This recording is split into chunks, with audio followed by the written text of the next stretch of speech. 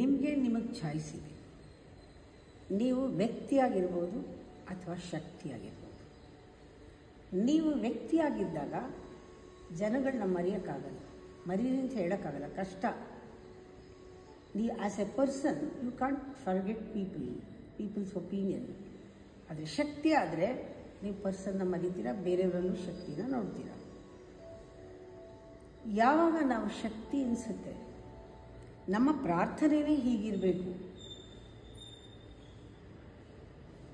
ನಾವು ಕೇಳ್ಕೋಬೇಕು ದೇವ್ರನ್ನ, ನನ್ನಲ್ಲಿರುವಂತಹ ಒಂದು ಡೀಪ್ ಮೆಸೇಜ್ ಒಳಗೊಟ್ಟೋಗಿದೆ. ನನ್ನ ವ್ಯಕ್ತಿ ಅಂತ, ನನ್ನ ಬಾಡಿ, ನನ್ನ ಪರ್ಸನ್ ಅಂತ ಅದರ ಪ್ರಪಂಚ ಸೃಷ್ಟಿ ಮಾಡ್ಕೊಂಬಿಟ್ಟಿದ್ದೀನಿ ನಾನು. ನನ್ನ ಪ್ರಪಂಚನ ದಯವಿಟ್ಟು ಅದರ ಒಂದು ಎನರ್ಜಿ ಇದೇನಿದೆ ಆ ಮೆಸೇಜ್ನ ತೆಗೆದುಬಿಡು, ನನ್ನ ಅಹಂಕಾರದಿಂದ ಬಿಡಿಸ್ಬಿಡು. ನಾನು ಅದನ್ನು ನಿನಗೆ ಸರೆಂಡರ್ ಮಾಡಿದ್ದೀನಿ, ನೀನು ಅದನ್ನು ನನ್ನಿಂದ ಬೇರೆ ಮಾಡಿಬಿಡು. ಇದೇ ಮೆಸೇಜು ಉಪನಿಷತ್ತು ಹೇಳಿರೋದು. ಸರೆಂಡರ್ ಅಂದರೆ ಏನು? ನಾನು ವ್ಯಕ್ತಿ ಅನ್ನೋದನ್ನು ಸರೆಂಡರ್ ಮಾಡಿದ್ರೆ ನನ್ನ ಶಕ್ತಿ ಅಂತ ಗೊತ್ತಾಗತ್ತೆ. ಇದೇ ಕಲ್ಚರ್ ಅಲ್ವಾ ನಮ್ಮದು. ಹೈಯೆಸ್ಟ್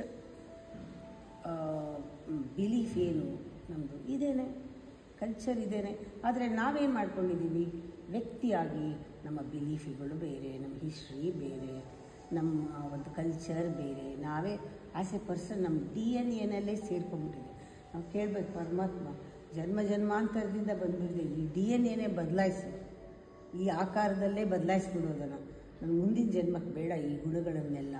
ನಾನು ವ್ಯಕ್ತಿ ಅಲ್ಲ. I offer this message to the body. ದೇಹಕ್ಕೆ ಹೇಳಬೇಕು, ಈ ದೇಹಕ್ಕೆ ನಾವು ಹೇಳಬೇಕು, ನಾನು ವ್ಯಕ್ತಿ ಅಲ್ಲ. ಆ ಬಾಡಿ ತಗೋಬೇಕು, ಹೌದು ಇದು ಸಂಬಂಧಪಟ್ಟಿರೋದು ಆತ್ಮಕ್ಕೆ, ನನ್ನ ಸೋಲ್ ಜೊತೆ ಕನೆಕ್ಟ್ ಮಾಡಬೇಕು, ನಾನು ಈ ಮಾಯೆಗೆ ಕನೆಕ್ಟ್ ಆಗಬಾರ್ದು ಅಂತ ಬಾಡಿಗೂ ಗೊತ್ತಾಗಬೇಕು. ಆ ರೀತಿ ಇಂಪ್ಲಾಂಟ್ ಮಾಡಬೇಕು ಕೆಲವು ಥಾಟ್ಸ್ನ ಬಾಡಿಗೆ. ಮೆಡಿಟೇಷನಲ್ಲಿ ಕೂತಿದ್ದಾಗ ದೇಹಕ್ಕೆ ಹೇಳಬೇಕು, ಇದು ನಾನಲ್ಲ, ಇದು ನಂದಲ್ಲ. ಆವಾಗ ಬಾಡಿಗೆ ಕನ್ಫ್ಯೂಸ್ ಆಗುತ್ತೆ ಪ್ರಾರಂಭದಲ್ಲಿ. ಮತ್ತು ನಾನು ಯಾರು? ಸೋಲ್. ಇಮ್ಮಿಡಿಯೇಟಾಗಿ ಕನೆಕ್ಟ್ ಆಗಿಬಿಡುತ್ತೆ ಸೋಲ್ಗೆ. ಬಾಡಿ ಸೋಲ್ ಎರಡೂ ಕನೆಕ್ಟ್ ಆಗಬೇಕು. Beautiful light. ಆವಾಗ ಮಧ್ಯದಲ್ಲಿ ಡಾರ್ಕ್ನೆಸ್ ಯಾಕಿದೆ? ವ್ಯಕ್ತಿ ಆಗಿರೋದ್ರಿಂದ.